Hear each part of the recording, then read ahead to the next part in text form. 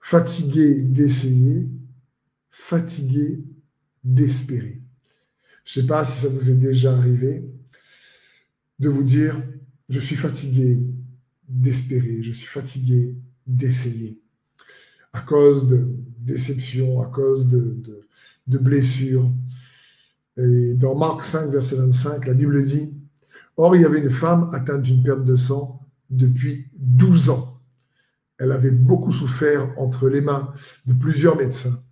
Elle avait dépensé tout ce qu'elle possédait.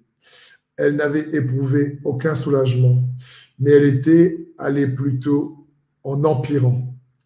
Ayant entendu parler de Jésus, elle vint dans la foule par derrière et toucha son vêtement.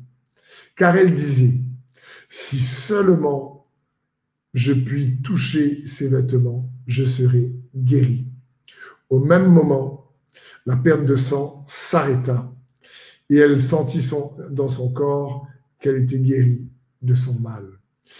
Quel ici passage incroyable.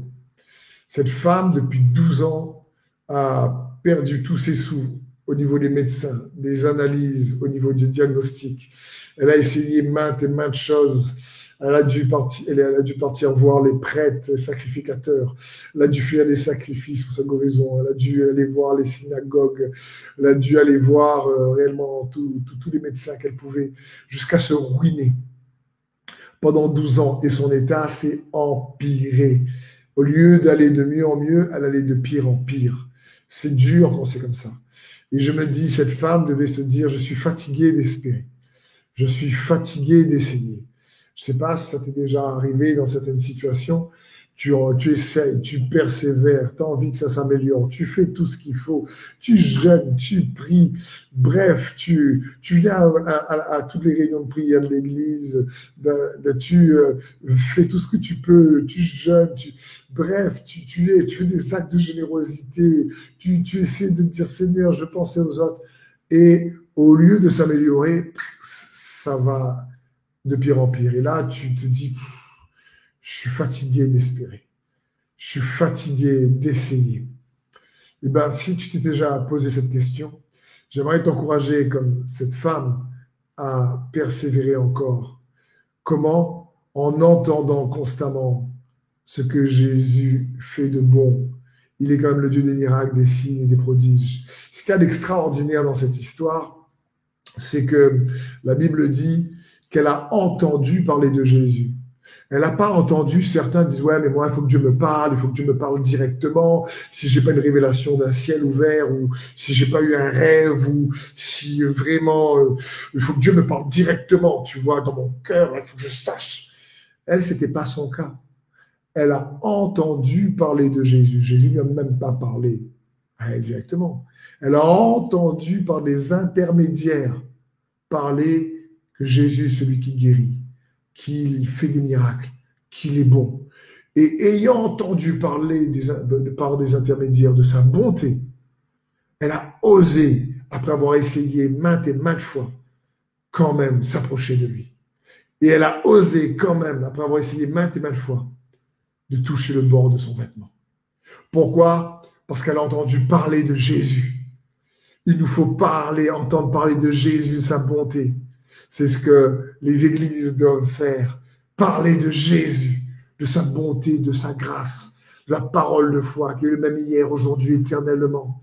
C'est celui qui guérit, celui qui sauve, celui qui aime, celui qui est bon, c'est celui qui pourvoit. Et même si elle n'a pas entendu directement, le fait qu'elle a entendu même par des intermédiaires, elle a osé quand même essayer encore. Et je veux t'encourager à essayer encore. Ne laisse pas les déceptions, la souffrance, l'adversité, qu'elle arrive, quel que soit par le chemin qu'elle emprunte, l'adversité ou la souffrance, soit une souffrance émotionnelle, relationnelle, que ce soit une souffrance physique. Mon frère, ma sœur, tourne-toi vers Jésus, il reste bon. Ne sont pas les souffrances nous endurcir, mais laissons les souffrances plutôt nous rendre plus humbles. Et ça, c'est la clé. Parce que Dieu fait grâce aux âmes. Il faut que notre persévérance nous amène à grandir dans l'humilité, car nous avons tous besoin de grâce. Dieu fait grâce aux humbles. Quand Moïse avait 40 ans, qu'il était à l'apogée de ses capacités, Dieu ne l'a pas utilisé pour faire la différence. Il a dû fuir dans le désert. 40 ans après, il était devenu utilisable entre les mains de Dieu parce qu'il était devenu beaucoup plus humble. Et laissons les difficultés, l'adversité, les périodes de désert nous faire grandir dans l'humilité et pour essayer encore.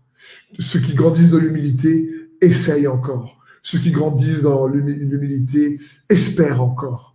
Et quand Dieu voit que l'adversité ne nous a pas endurcis, mais que l'adversité est venue quelque part briser peut-être notre ego, peut-être notre orgueil, et nous dire, Seigneur, humblement, je veux encore m'appuyer sur toi, je ne comprends pas tout. Étends ta grâce. Nous avons besoin de ta grâce. J'ai besoin de ta grâce. Moi aussi, personnellement, Steve, comme chacun d'entre nous, on a besoin de sa grâce. C'est pour ça qu'il faut toujours nous tourner vers lui encore et encore et nous rappeler qu'il est bon et qu'il est bon de continuer à espérer, qu'il est bon de continuer d'essayer de toucher le bord de son vêtement. Amen.